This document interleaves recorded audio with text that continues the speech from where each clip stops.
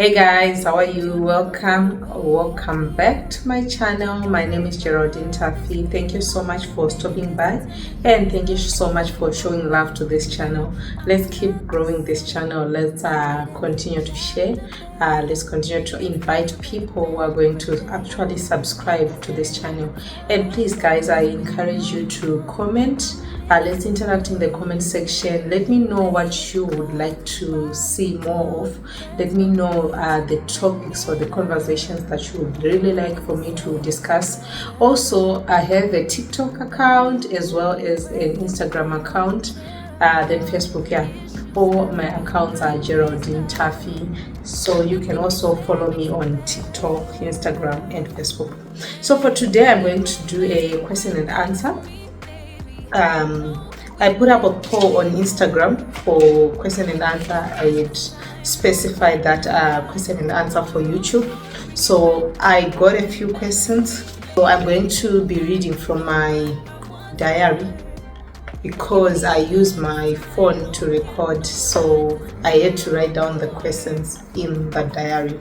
So the first question that I got was, what do you do for a living?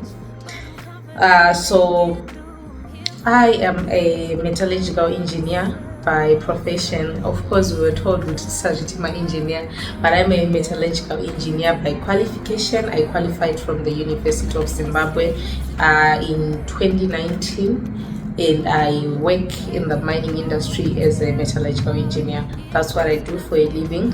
I'm a full-time employee, guys. Then so metallurgy is basically mineral processing, beneficiation, and value addition. Though here in Zimbabwe we don't do much of value addition, it's usually mineral processing and beneficiation. That's where we normally end.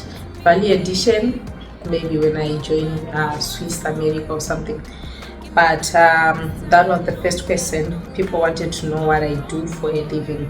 Then the second question was, what's your relationship with money? You always go out. So yeah, the question said, what's your relationship with money? Like, you always go out. So I don't know if I give an impression that I'm always going out, but I don't know whether it's a true impression or not.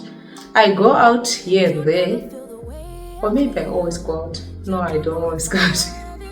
So people think I'm always going out, but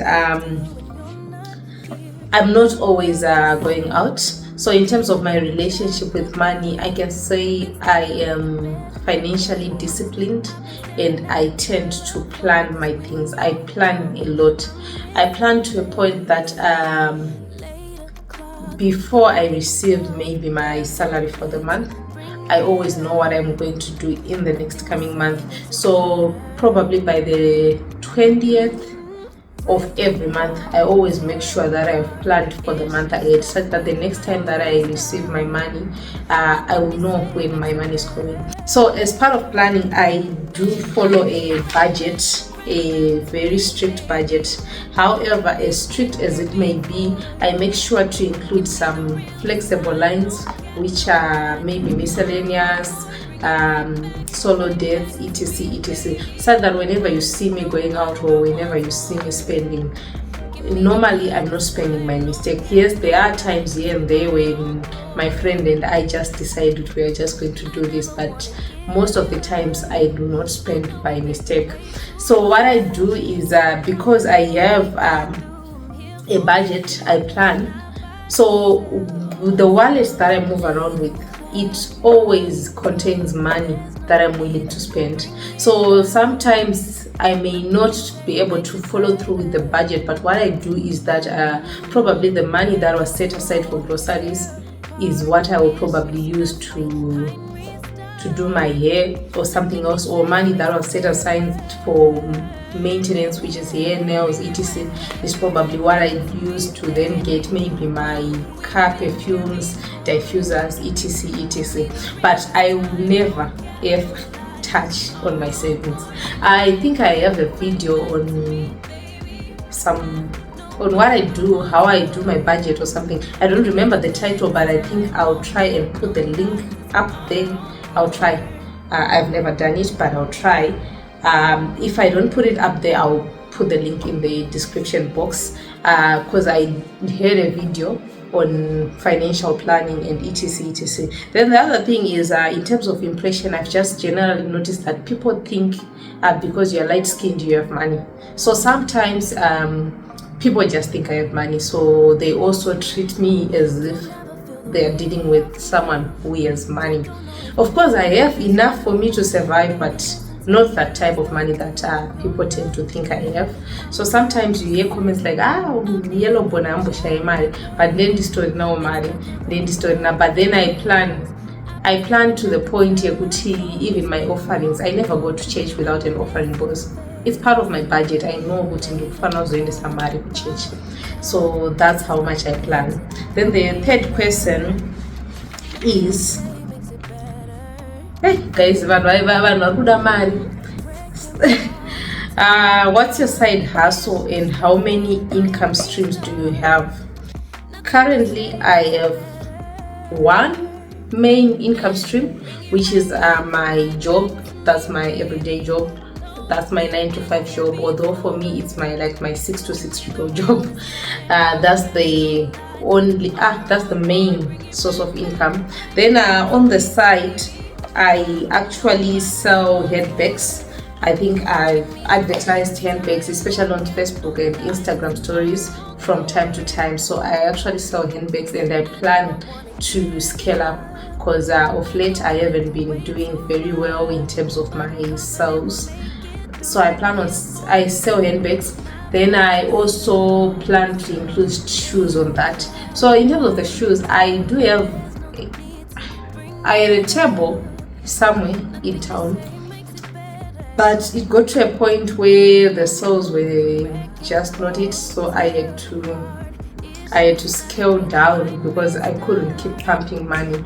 But bags and shoes are my area of specialization. Then the other reason why I do not have too many income streams is I don't know where to invest, guys. Whenever I try to do my deal, so I'm looking for proper stable investment platforms that I can invest and my money will be steadily growing. So once I get that, I should be able to add another stream of income. And if you guys who are watching right now subscribe, comment, like, share, then we may grow this channel. And if we grow this channel, it implies that this will actually be another source of income. But as it is, we are far from getting money from YouTube. Then the next question was, this was deep. What's your favorite Bible verse? So my favorite Bible verse is Philippians 4 verse 12. So Philippians 4 verse 12, it says, I've known how it is to live in lack, and I also known how it is to live in abundance.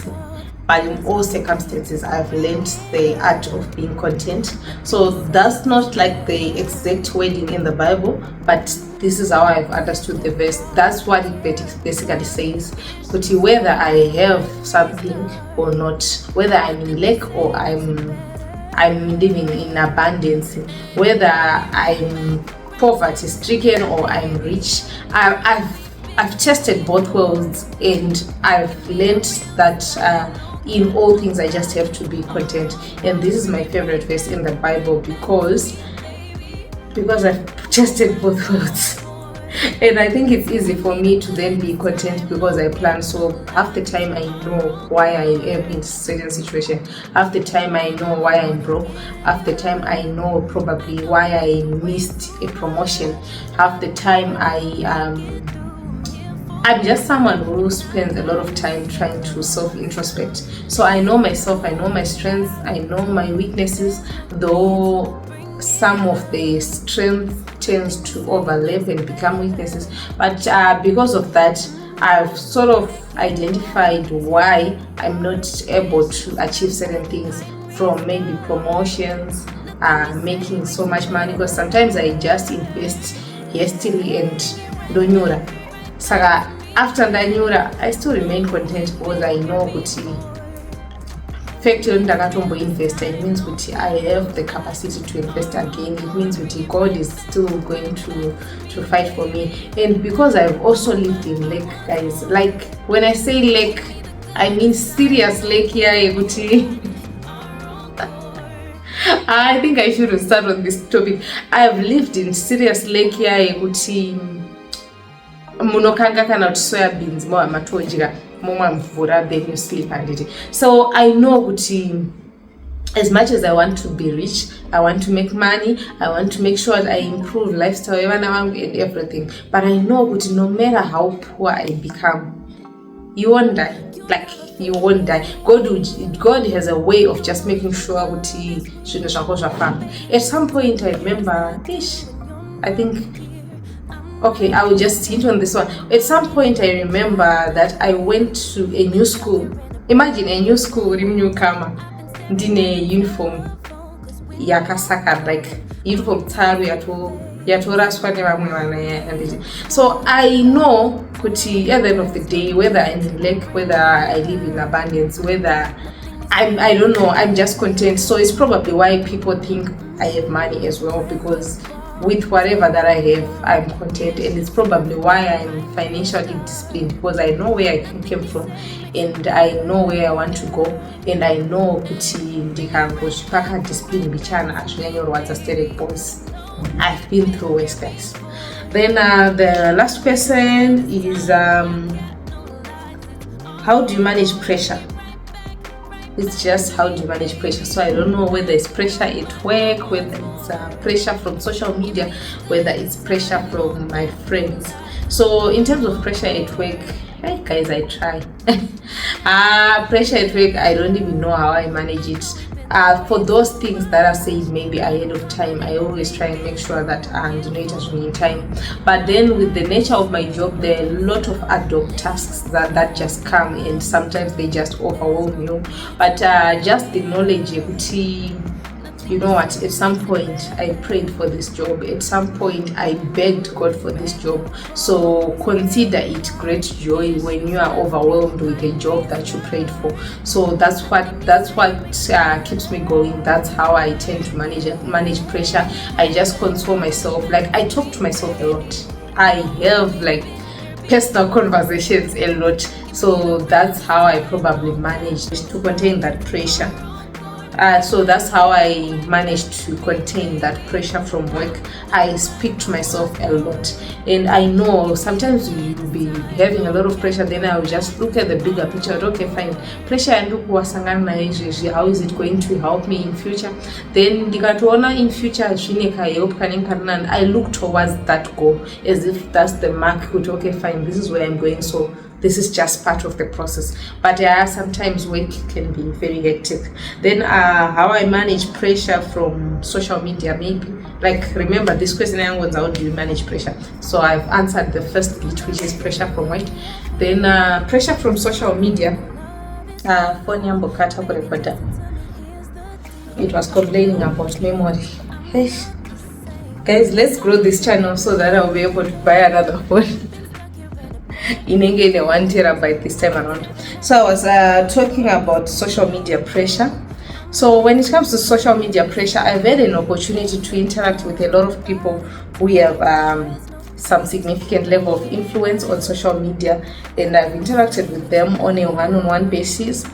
And for most of them, they are just living an ordinary life. However, they know the angles, they know how to take pictures, they know how to take videos, they know which angles to use and all that.